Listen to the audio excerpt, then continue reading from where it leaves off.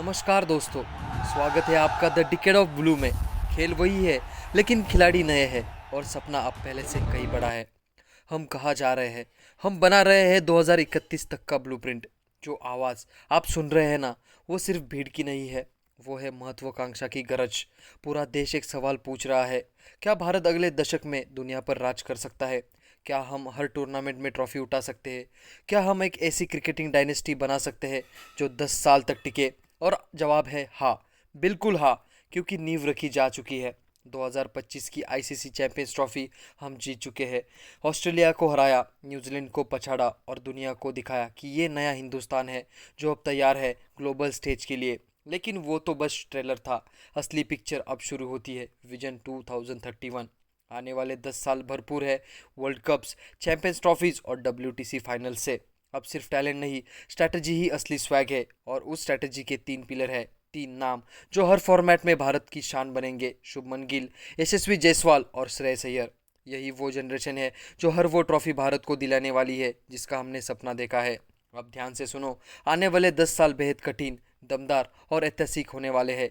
Calendar देखो, 2026 टी20 world cup घर में, 2027 ODI world cup south Africa में, 2029 चैंपियंस ट्रॉफी इंडिया में और 2031 का वर्ल्ड कप फिर से इंडिया में। ऐसा शेड्यूल कभी नहीं मिला, हर 2 साल में एक बड़ा टूर्नामेंट। और अगर आपको टेस्ट क्रिकेट पसंद है तो सुन लीजिए, अगले 3 डब्ल्यूटीसी फाइनल्स इंग्लैंड में होंगे।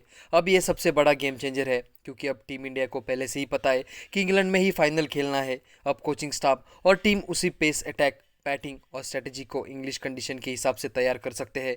और कोई गेसिंग नहीं, सिर्फ प्लानिंग और एग्जीक्यूशन। ये कंसिस्टेंसी हमारी जीत की चांस कई गुना बढ़ा देती है। लेकिन लगातार क्रिकेट खेलने का मतलब है लगातार बदलाव की ज़रूरत। वर्कलोड मैनेजमेंट अब सबसे बड़ा चैलेंज है।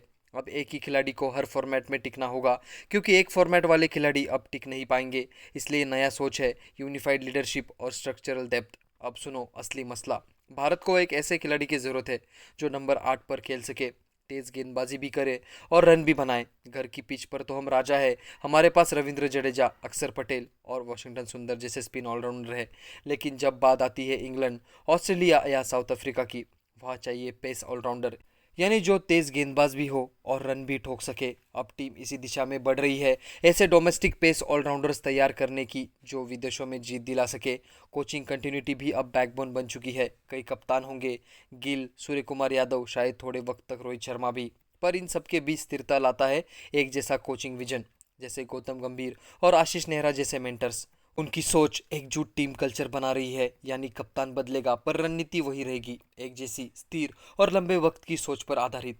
अब बात करते हैं उस खिलाड़ी की जो भारत का भविष्य नहीं वर्तमान है, शुभमन गिल। वो सिर्फ बल्लेबाज नहीं, लीडरशिप रॉयल्टी है।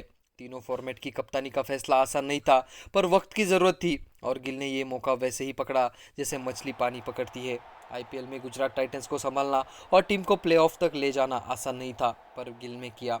टेस्ट कप्तान बनने के बाद इंग्लैंड के खिलाफ 5 मैचों में एंडरसन तेंदुलकर ट्रॉफी सीरीज में 2-2 की बराबरी की। ये दिखाता है कि उसके अंदर वो टेक्टिकल मैच्योरिटी है जो लंबे टूर्नामेंट्स में चाहिए। वो विराट कोहली का रिकॉर्ड तोड़ चुका है डब्ल्यूटीसी में सबसे ज़्यादा रन बनाने वाला भारतीय खिलाड़ी के तौर पर। गिल की खासियत है कंसिस्टेंसी। वो खेलता है तो रन बनाता है और जब रन बनाता है तो टीम इंडिया जीतती है। टी20 में उसका स्ट्राइक रेट करीब 139 है, यानी वो टेस्ट में पेशेंस और टी20 में एग्रेशन दोनों साथ लेकर चलता है।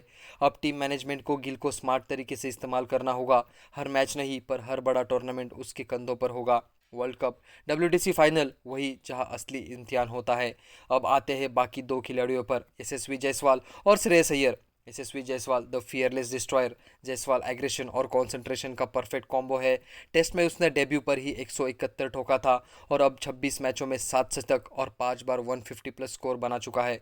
औसत 66 से ऊपर। टी20 में उसका स्ट्राइक रेट 164 है, यानी वो पावर प्ले में गेंदबाजों को हिला देता है। बस ओडीआई ही उसकी परीक्षा है, जहाँ उसे सीखना है कि पारी को कैसे पेस करना है, कैसे स्ट्राइक रोटेट करनी है और कैसे आखिर में एक्सप्लोजन करना है। अगर वो ये सीख गया तो यशस्वी बनेगा ऑल फॉर्मेट लीजेंड।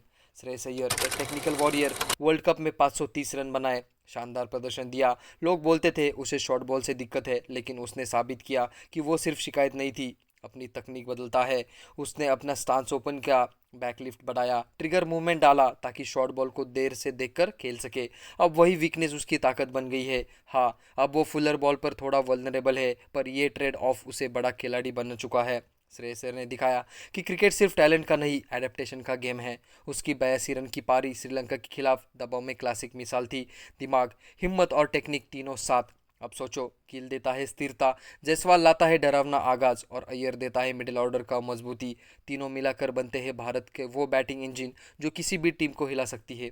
और दोस्तों, बस यही विजन 2031 लीडरशिप तय है। टैलेंट तैयार है, शेड्यूल सामने है, वेन्यूज पता है और अब टीम इंडिया तैयार है हर परिस्थिति, हर कंडीशन के लिए। अब वक्त आ गया है कि हम सिर्फ टीम न बनाए, एक मशीन बनाए, एक ऐसी मशीन जिसे लीड करता है शुभमन गिल, पावर देता है जायसवाल और स्थिरता देता है श्रेयस अय्यर। जब गिल की बैट चलती है, जायसवाल डराता है और अय्यर रन बरसाता है, तो ट्रॉफी तो भारत ही उठाएगा। दोस्तों, तैयार हो जाइए क्योंकि द डिकेड ऑफ ब्लू शुरू हो चुका है।